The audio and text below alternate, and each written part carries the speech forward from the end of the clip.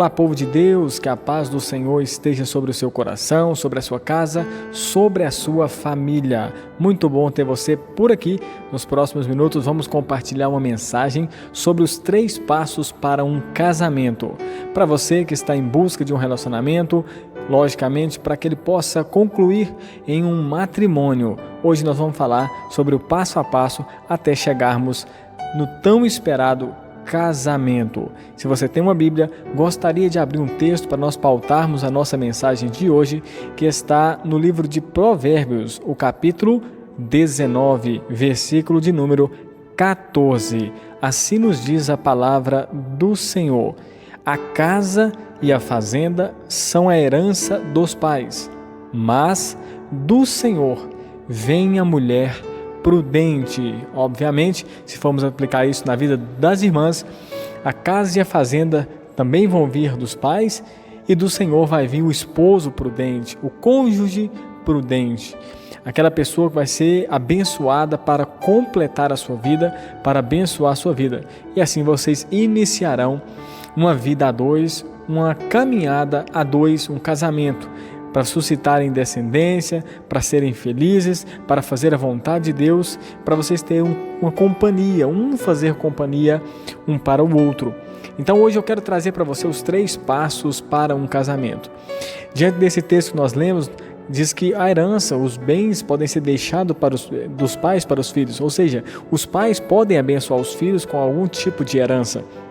Porém, a esposa prudente, e eu quero aplicar aqui também, o esposo prudente, ele vem do Senhor. Se ele vem do Senhor, se ela vem do Senhor, obviamente eu preciso ou precisaria buscar em Deus alguém para a minha vida.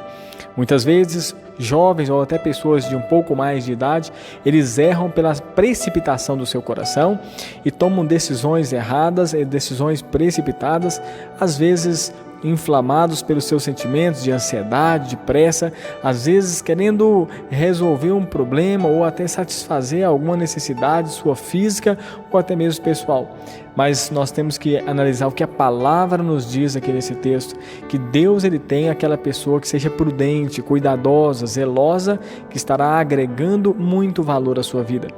E o primeiro passo que nós analisamos antecedente ao casamento é o período do namoro ou do cortejo. A palavra namoro ela foi muito desvinculada ao propósito original que ele deveria ser. A palavra namoro ela vai ter um sentido de conhecimento.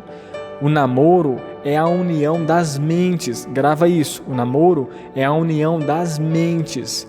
Quando você começa a conhecer alguém, um namoro saudável não é um namoro de toques, de apertos, de satisfação carnal, de satisfazer os seus prazeres. Isso é lá mais para frente, no 3º passo para um casamento. O namoro é aquela fase, ou cortejo, aquela fase que você vai conhecer aquela pessoa, que você vai saber o que ela gosta, que você vai saber e conhecer as mentes dela. Lembra? O namoro é a união das mentes. Será que eu penso parecido com aquela pessoa? Os meus sonhos batem com aquela pessoa? Os meus propósitos batem com o daquela pessoa? Será que eu estou envolvido no mesmo propósito? Será que nós queremos as coisas parecidas? Obviamente, vocês terão propósitos e desejos diferentes, mas você vai conhecer aquela pessoa, o que ela é por dentro, o que ela pensa e o que ela sente, e você vai começar primeiramente a se apaixonar por aquilo que ela é por dentro, por aquilo que ela tem no seu interior, pelo seu caráter, pelos seus ideais, pelos seus pensamentos e propósitos. Então, vocês partirão para o 2º passo para um casamento, que é o período do noivado.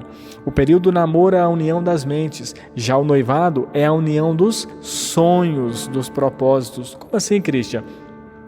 A fase do noivado já é um passo, mas é o seguinte: vocês já não estão orando mais a Deus pedindo um esposo prudente, uma esposa prudente. Aí já se tem uma confirmação, vocês já se conheceram, descobriram os defeitos, as qualidades, e aí vocês já passam para um passo seguinte. Aí você já vai começar a planejar namoro, união das mentes; noivado, união dos sonhos, onde nós vamos morar, o que nós vamos comprar, como vai ser o casamento, o que nós vamos fazer, vamos viajar, vamos fazer isso, e tudo diante de uma circunstância que a mão de vocês alcance no que diz respeito ao financeiro. Mas, segundo passo para um casamento é a parte do noivado, a união dos sonhos, dos projetos. Os planos não são mais em oração para saber se aquela pessoa é a pessoa de Deus, se eu vou querer casar mesmo ou não. Já se foi um tempo de conhecimento que suas mentes estão parelhas, já estão se batendo.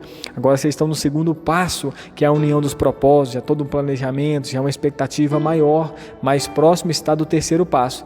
E o terceiro passo nada mais é que a fase do casamento, quando vocês se unem em laços matrimoniais, vocês se casam perante um juiz de paz, vocês eles estão ligados na terra como no céu, vocês estão abençoados por uma autoridade, conforme Romanos capítulo de número 7, então vocês vão analisar isso. Ali Deus abençoa o casamento. Romanos 13, Deus vai falar das autoridades também, que estão constituídas por Ele. 7, Deus vai falar sobre a vida na carne, mas no 13, Deus vai trazer ali através do apóstolo Paulo sobre a questão das autoridades que estão sobre a nossa vida, e juízes serão como autoridades. Então nós vamos entender que agora já é o passo do casamento.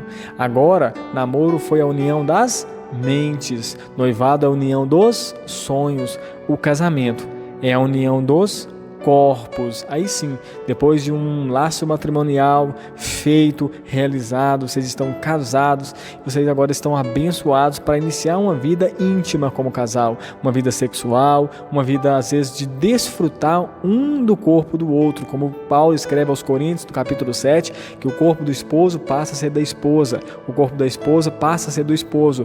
Vocês não se pertencem mais, agora vocês estão para satisfazer um ao outro. Só que vivemos dias em que os valores têm se invertido.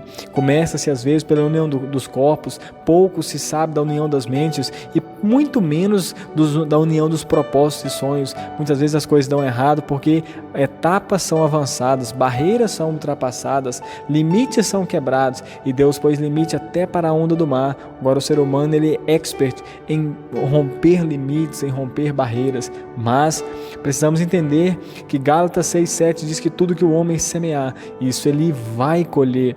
Precisamos fazer as coisas da maneira correta, conforme a palavra do Senhor. Respeite o processo, respeite cada passo, respeite o passo do conhecimento, da união das mentes, sem os contatos, sem os avanços. Passe para o período da união dos sonhos, a união dos propósitos, os planejamentos, até chegar no propósito final, que é a união dos corpos, um relacionamento que começa agora com carinho, com afeto, com parceria, com relacionamento, com intimidade. Aí sim, você estará cumprindo os 3 passos para um casamento: namoro, união das mentes; noivado, união dos sonhos; casamento, união dos corpos. Pense nisso, que essa mensagem possa falar ao seu coração, que Deus abençoe as suas decisões. Você que ainda está solteiro, ore muito para buscar do Senhor alguém para a sua vida, e que o Senhor te abençoe. Para você que é casado, usufrua do seu cônjuge, abençoe, seja um abençoador, seja um companheiro, seja alguém que pegue na mão e um guie o outro em meio às dificuldades e alegrias que a vida lhe proporcionará. Deus lhe abençoe. Se você ainda não é inscrito no canal, por gentileza se inscreva, ative o sino com as notificações e deixe aí um joinha caso você tenha gostado desta mensagem. Até o próximo vídeo, que Deus te abençoe, em nome de Jesus.